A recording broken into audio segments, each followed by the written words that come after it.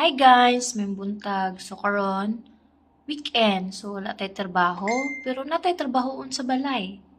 So nakakita ko sa Facebook no, itong mga simento nga stove.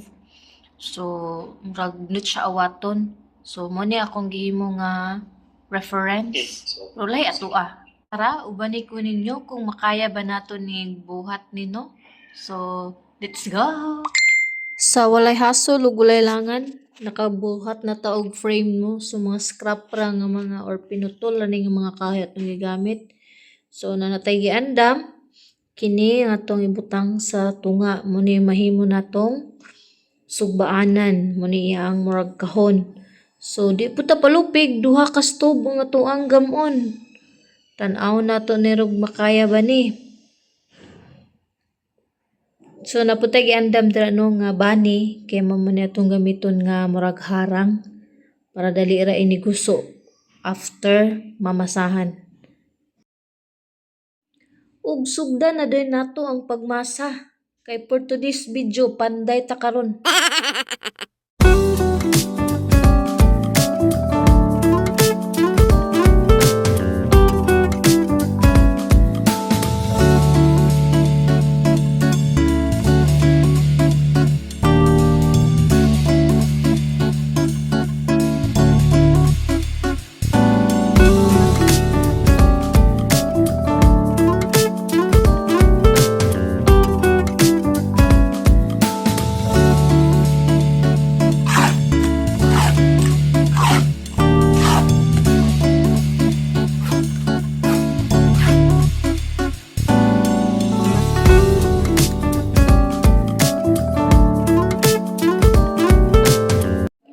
Nya dayon pod ato ni butangan aning screen so sobra ni sa gitaod na mo sa mong gate para ang purpose ani para medyo solid gid nga atong gihimo nga stove no nga made of cement tan-aw nato ni.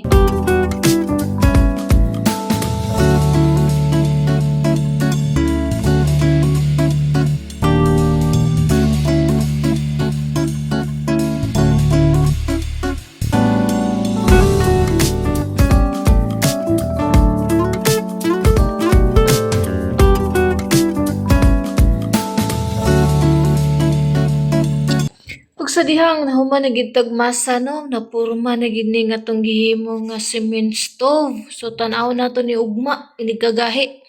One day later.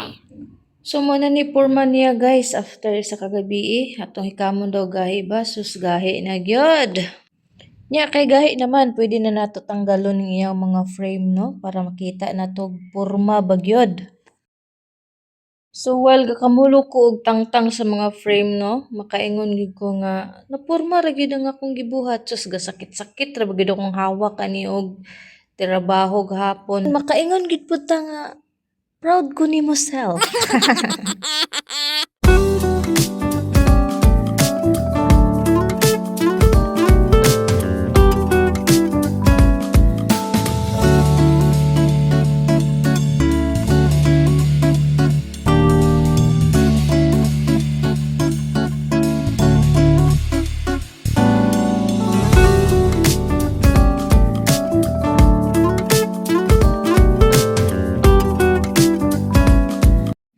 So atong sunod nga buhaton mo ni gitawag nga final touch. Ang final touch.